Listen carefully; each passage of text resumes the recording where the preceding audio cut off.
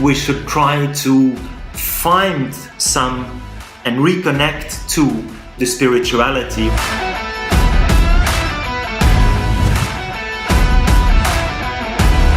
Anesthesia has nothing to do with consciousness. There is consciousness even where there is no body. You have the necessary instrument to experience this. This will become an access point.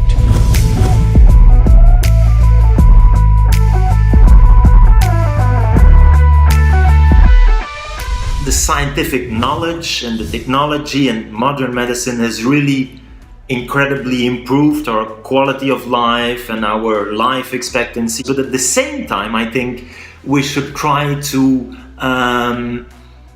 find some and reconnect to the spirituality or the pure experience, as you say. Would you agree with that, that it's this kind of balance? See, it is like this, if you take a motorcycle mechanic, he's very good with the motorcycles, let's say.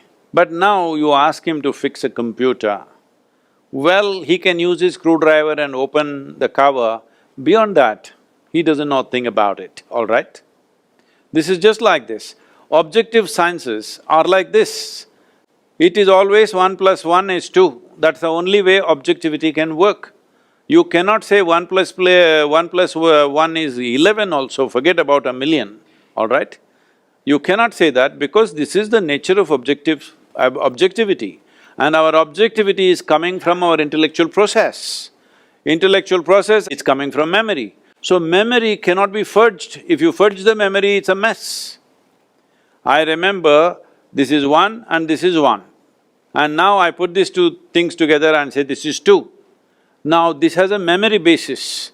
If I fudge this, then my intellect becomes useless, all right?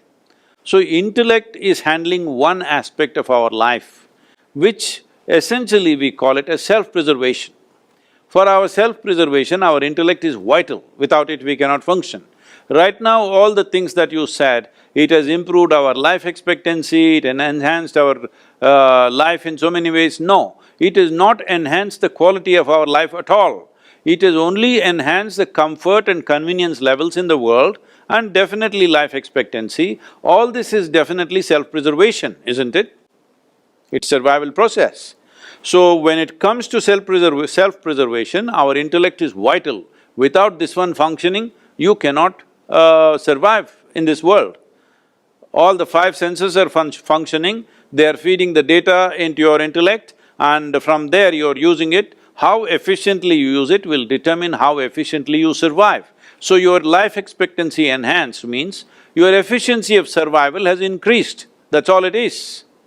So you are more healthy than what people were in the past, I don't think so, but suppose we are, it simply means your survival process is little more efficient. So, leaving the survival process, now you're talking about consciousness. Consciousness means… see, the English word consciousness is very loosely used. If you say somebody is in anesthesia, if they come back, you say, oh, he's come back to his consciousness. See, everything that you do with your anesthesia has nothing to do with consciousness. It has something to do with body and various functions of the body. You're shutting down certain aspects of the bodily functions. One of them is transmission of pain, which is the main interest when somebody is going to surgery. You don't want to stop their heart, you don't want to stop their brain, you would like to see the transmission of pain stops. Whatever is being cut, whatever damage or fixing is happening, whatever parts of the body may be being removed, what is not vital may be being pulled out, all that is happening. Only transmission of pain is not happening. This has got nothing to do with losing consciousness and gaining consciousness, there's no such thing. Because there are no alternate words, we use the same words. Language is a different aspect, language is also a product of our intellect. So it can only talk in opposites. Without polarities, there is no language. Without polarities, your intellect cannot function. But when you talk about consciousness, you are not talking about two polarities. There's no A consciousness and B consciousness. There's no positive consciousness and negative consciousness, there's just one. As we sit here, this is my body, that is your body, distinctly established. Right now, it is 100% like this.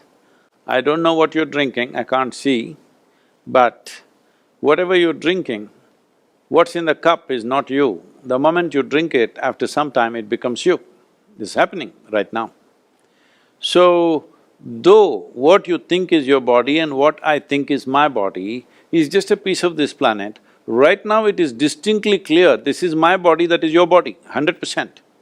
This is my mind and that is your mind, these are my emotions and those are your emotions, these are my experiences, those are your experiences. But there is no such thing as my consciousness and your consciousness. This is a living consciousness. We blew our own bubble. I'm sure you have that little wonderful boy who came on the screen, I'm sure he's blowing soap bubbles at you sometime.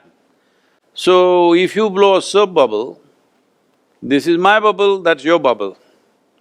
Poop it went, then there is no such thing as my bubble and your bubble, there is no such thing as my air and your air. Consciousness is just like this. Right now you have blown your bubble, I have blown my bubble. This is me, that is you.